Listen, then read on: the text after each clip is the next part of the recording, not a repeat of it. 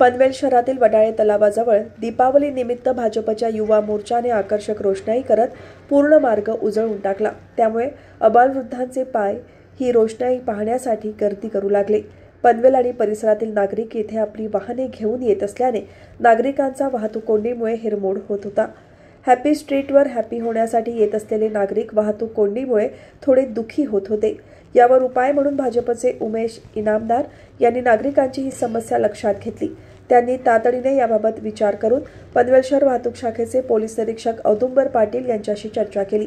आपल्या कामाच्या बाबतीत नेहमी तत्पर असणारे, नागरिकांच्या सेवेसाठी आग्रही तसेच आक्रमक असून प्रशासकीय पकड मजबूत असलेले पोलीस निरीक्षक औदुंबर पाटील यांनी उमेश इनामदार यांच्यासोबत कर्मचाऱ्यांसह प्रत्यक्ष पाहणी केली। सदर ठिकाणी हा मार्ग वाहन मुक्त करून खुला केला।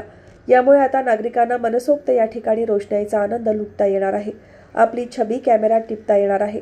उमेश इनामदार यांच्या या कार्यतत्परतेमुळे आता हॅपी स्ट्रीट खऱ्या अर्थाने हॅपी होणार आहे।